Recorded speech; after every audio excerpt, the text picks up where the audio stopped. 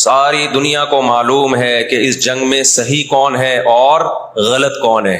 ساری دنیا کو 2 اور 2 4 کی طرح معلوم ہے یہ بات.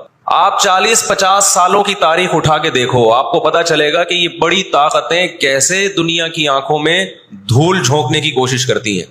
اتنا زبردست طریقے سے جھوٹ بولا جاتا ہے, اتنا زبردست, اور ایسا پروپیگنڈا کیا جاتا ہے کہ لوگ اس جھوٹ کو سچ سمجھنا شروع کر دیتے ہیں.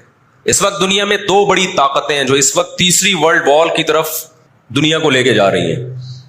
آپ کو پتا ہے پہلی جنگ عظیم میں کتنے لوگ ہلاک ہوئے, دوسری جنگ عظیم میں کتنے لوگ ہلاک ہوئے, اور اب جب تیسری جنگ عظیم ہوگی تو ہلاکتوں کا جو ریشو ہوگا, میں سمجھتا ہوں آدم علیہ السلام کے زمانے سے لے کر اب تک دنیا میں جتنی ہلاکتیں ہوئی ہیں وہ ایک طرف ترازو کے ایک پلڑے میں رکھ دیں آپ, اور یہ تیسری جنگ عظیم جو اسرائیل کی وجہ سے ہونے جا رہی ہے اس میں جو ہلاکتیں ہوں گی وہ تمام ریکارڈ توڑ دیں گی, اور اس کا ذمہ دار برطانیہ, امریکہ اور اسرائیل ہوگا, جو دنیا میں سب سے زیادہ تہذیب کے ٹھیکے دار سمجھے جاتے ہیں. اس لیے میرے سامنے یہ نہ کیا کرو گورے کے اخلاق بہت اچھے ہوتے ہیں, تھینک یو سے بات شروع کرتا ہے, تھینک یو پہ ختم کرتا ہے. یہ ان کا تھینک یو قیامت کے دن ان کو خدا کے عذاب سے نہیں بچائے گا. ہمارا وہ شخص جو گالی سے بات شروع کر کے گالی پہ ختم کرتا ہے, خدا کی قسم ان سے اچھا ہے. وہ دنیا میں وہ ظلم اور بربریت نہیں کرتا جو یہ لوگ کر رہے ہیں. بہت آج نا ایٹیٹیوڈ, ان کے اخلاق, ان کی سڑکیں, ان کے روڈ, او بھائی دنیا کا خون چوس رہے ہیں یہ. اس اخلاق کا کیا کر رہے ہیں آپ نے؟ دنیا میں 2 بڑی جنگیں ہو چکی ہیں, ان دونوں بڑی جنگوں میں کہیں بھی کسی مسلمان کا نام بولو نہیں آئے گا, کہیں بھی نہیں آئے گا کہ یہ کسی فلاں مسلم کی وجہ سے ہوئی ہے یہ جنگ. اور اب تیسری جنگ عظیم کی طرح, اور یہ جنگ ہوگی, یہ ذہن میں رکھیں. اور میں آپ کی اطلاع کے لیے عرض کروں, اس وقت اسرائیل امریکہ کا غلام نہیں ہے, خوب سمجھ لیں. امریکہ کی گچی کس نے پکڑی ہوئی ہے؟ اسرائیل نے پکڑی ہوئی ہے. اسرائیل انڈیا کا غلام نہیں ہے, انڈیا کی گچی پکڑی ہوئی ہے کس نے؟ گچی سمجھتے ہو؟ گچی یہاں سے پکڑ کے نا بندہ ہل نہ سکے. چھوٹا سا ملک ہے, سازشوں کی وجہ سے, طاقت کی وجہ سے نہیں, مکاریوں اور سازشوں کی وجہ سے دنیا کو کنٹرول میں کیا ہوا ہے. سازشیں کسے کہتے ہیں؟ ایک بہت طاقتور آدمی جو آپ کے کنٹرول میں نہ ہو, آپ اس کے کسی راز پہ مطلع ہو جائیں, اسے کسی برائی میں ڈالیں اور خفیہ ویڈیو بنا لیں آپ, اور بولیں جو میں کہہ رہا ہوں کرتا رہے ورنہ یہ ویڈیو لیک کر دوں گا. وہ انتہائی پاورفل آدمی بھی کنٹرول میں کس کے آ جائے گا؟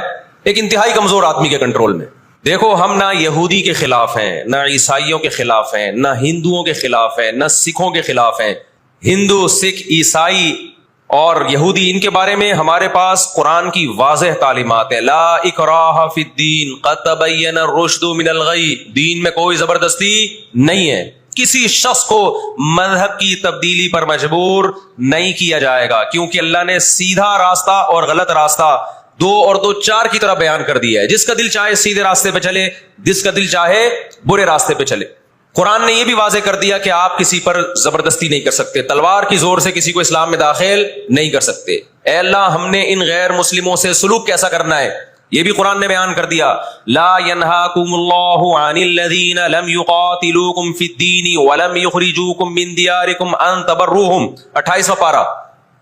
جو بھی غیر مسلم ہے, چاہے وہ یہودی ہو, چاہے وہ عیسائی ہو, چاہے وہ ہندو ہو, سکھ ہو, بدھسٹ ہو, اللہ فرماتے ہیں اللہ تمہیں ان سے اچھے سلوک سے منع نہیں کر رہا, بلکہ اچھے سلوک کا اللہ تمہیں حکم دے رہا ہے. ہمارے نبی صلی اللہ علیہ وسلم جب کوئی یہودی بیمار ہوتا اس کی بھی عیادت کے لیے اسی طرح جایا کرتے تھے جیسے کسی مسلمان کی عیادت کے لیے جاتے. ہمارے نبی کی زوجہ ایک یہودی خاندان سے تھیں, وہ اپنے یہودی خاندان کو ہدیے دیا کرتی تھیں. ہمارے نبی صلی اللہ علیہ وسلم نے اس عمل سے انہیں منع نہیں کیا. ہماری دشمنی یہودیوں سے نہیں ہے, عیسائیوں سے نہیں ہے, ہماری دشمنی ان یہودیوں سے ہے جو اسرائیل کو سپورٹ کر رہے ہیں. نبی صلی اللہ علیہ وسلم نے فرمایا تمہاری یہود سے لڑائی ہوگی, جہاد ہوگا, یہاں تک کہ کوئی یہودی اگر پتھر کے پیچھے چھپے گا تو پتھر کہے گا کہ اے مسلمان یہ یہودی ہے, اس کو قتل کر دے, یہ میرے پیچھے چھپا ہوا ہے. ہر درخت بھی گواہی دے گا, ہر پتھر بھی گواہی دے گا, الا الغرقد, سوائے غرقد درخت کے. یہودیوں کا کوئی مقدس درخت ہے جو اسرائیل میں بہت زیادہ لگاتے بھی ہیں یہ لوگ. نبی صلی اللہ علیہ وسلم نے جب یہ بات ارشاد فرمائی تو اس وقت مسلمانوں کی یہودیوں سے ایسی کسی لڑائی کا تصور بھی نہیں تھا. ایک پیش گوئی تھی جو کسی کے خواب و خیال میں بھی نہیں تھا کہ صدیوں بعد جا کے ایسا ہو سکتا ہے. اس سے بھی پتہ چلتا ہے کہ ہمارے نبی صلی اللہ علیہ وسلم کی جو پیش گوئیاں ہیں وہ اگر وہ پوری نہیں ہوئی تو آپ ٹائم کا انتظار کریں، ایک وقت پوری ہو جائیں گی۔ 1300 سال تک مسلمانوں کو اس حدیث کا مطلب سمجھ میں نہیں آیا۔ عملی دنیا میں ایمان تو تھا سب کا کہ اللہ کے نبی نے جو فرمایا برحق ہے، کیونکہ یہودیوں سے میں نے بتایا نا لڑائی ہوئی نہیں ہے۔ جب مدینہ سے اور جزیرہ عرب سے ان کو نکالا گیا، یہ دنیا کے مختلف ملکوں میں جا کے آباد ہو گئے۔ اس کے بعد یہ ہمیشہ یا تو عیسائیوں کے زیر سایہ رہے ہیں یا مسلمانوں کے زیر سایہ رہے۔ ان کی لڑائی اگر ہوئی عیسائیوں سے ہوئی ہے، مسلمانوں سے ان کا کبھی ٹاکرا نہیں ہوا۔ لیکن پیغمبر صلی اللہ علیہ وسلم نے کیا فرمایا صحابہ سے؟ تقاتلون، تم لڑو گے، تم سے مراد یہ امت لڑے گی، ایک وقت آنے والا ہے اور ایسی لڑائی ہوگی، ایسی لڑائی ہوگی کہ حتی یختبی احدکم وراء الحجر، کہ پتھر اور درخت بھی یہودی کا ساتھ دینا چھوڑ دیں گے۔ آج دنیا جن حالات کی طرف جا رہی ہے نا، یہ ایسا لگتا ہے کہ اس حدیث کے پورا ہونے کا ٹائم آ گیا ہے۔ ہم جب قرآن مجید پڑھتے تھے، اب بھی پڑھتے ہیں، لیکن جب طالب علمی کے دور میں جب سمجھ کے پڑھنا سیکھا ہم نے، تو ہم جگہ جگہ قرآن میں دیکھتے تھے غُرِبَتْ عَلَيْهِمُ الذِّلَّةُ، اللہ نے ان پر ذلت کو مسلط کر دیا ہے۔ آپ کو پتا ہے کہ یہود کا لفظ اتنی بڑی گالی دنیا کے لیے بن گیا تھا۔ ایران میں بہت زیادہ یہودی ہیں، پتہ ہے آپ کو؟ اسرائیل کے بعد سب سے زیادہ یہودی ایران میں ہیں، لیکن انہوں نے اپنا نام ایران میں یہود نہیں رجسٹرڈ کروایا، کلیمی رجسٹرڈ کروایا ہوا ہے، موسیٰ کلیم اللہ کی نسبت۔ کیوں؟ ان کو پتا ہے کہ یہود کا لفظ دنیا میں کیا بن چکا ہے؟ گالی۔ شرم آئے گی کسی کو بتاتے ہوئے کہ میں یہودی ہوں، اس لیے ایران میں انہوں نے اپنے آپ کو رجسٹرڈ کس نام سے کروایا ہے؟ کلیمی کہتے ہیں ان کو۔ میں مانتا ہوں سارے یہودی ایسے نہیں ہوتے، میں نے پہلے وضاحت کر دی، ہمیں یہودیوں سے دشمنی نہیں ہے، کیونکہ قرآن جہاں یہودیوں کی برائی بیان کرتا ہے وہاں قرآن یہ بھی کہتا ہے لیسوا سواء، سارے ایک جیسے نہیں ہیں۔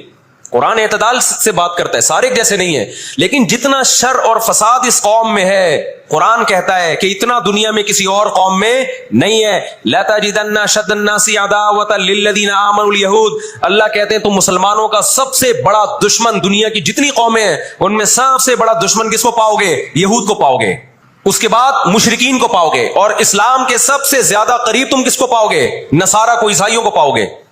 تو آپ صلی اللہ علیہ وسلم نے فرمایا کہ تقاتلون الیہود، تمہاری جنگ کس سے ہوگی؟ یہود سے ہوگی۔ دجال کس کا سپورٹر ہوگا؟ بولتے کیوں نہیں؟ ابھی تو دجال آیا نہیں ہے اور آپ نے بولنا چھوڑ دیا ہے، جب آئے گا تو پھر تو اچھوں کی بولتی بند ہو جائے گی۔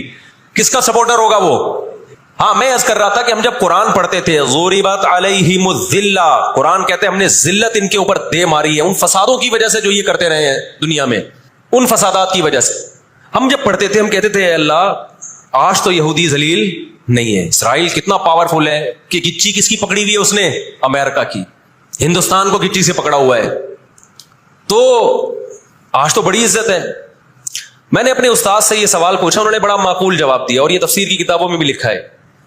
دیکھیں آپ یہودیوں کی ہسٹری اٹھا کے دیکھیں نا، ہمیشہ کوئی نہ کوئی ایسا ان پر مسلط ہوا ہے جنہوں نے ان کی شرارتوں کا مزہ ان کو دنیا میں چکھایا ہے۔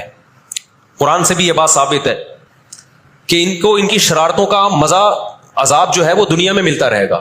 میں بار بار کہتا ہوں ہٹلر نے بھی ان کو عذاب دیا ہے، ہٹلر سے پہلے بھی اسلامی نہیں بلکہ دنیا کی تاریخ میں بہت سے ہٹلر گزر چکے ہیں جنہوں نے ان کی شرارتوں کی ان کو دنیا میں سزا دی ہے۔ ہم پھر بھی بتائیں ہم ہٹلر کے حامی نہیں ہیں جو ظلم اس نے کیا، لیکن وہ بھی ان کی شرارتوں سے بیزار تھا۔ قرآن کہہ رہے ہم نے ان پر ذلت کو دے مارا ہے، دنیا میں بہت دفعہ رسوا ہوئے یہ۔ اب کیا ہے؟ یہ آخری ذلت ہے یہودیوں کی۔ آپ کو معلوم ہونا چاہیے جب دنیا میں کسی کو بہت زیادہ ذلیل کیا جاتا ہے نا تو پہلے اس کو عزت دی جاتی ہے۔ کسی کے گلے میں آپ جوتوں کا ہار پہنا دو، یہ بھی ایک ذلت ہے، اور ایک طریقہ یہ 3 پیس سوٹ ٹائی میں آپ اس کو صدارت کی کرسی پہ بٹھائیں اور پھر آپ اس کو جوتوں کا ہار پہنا دیں۔ بتاؤ کون سی بڑی ذلت ہے؟ یہ دوسری ذلت پہلی ذلت سے بڑی ہے۔ پوری دنیا میں مار کھانے کے بعد نا اپنی شرارتوں کی وجہ سے آج اللہ نے ان کو ایک تھوڑی سی حکومت دی ہے، ایک چھوٹا سا کنٹری۔ آپ اگر اسرائیل کو نقشے میں دیکھیں گے تو کراچی بھی بڑا ہے اسرائیل سے، اتنا چھوٹا ملک، اتنا چھوٹا ملک، اور تعداد بھی بہت تھوڑی۔ اللہ نے انہیں کچھ وقت پنپنے دیا ہے۔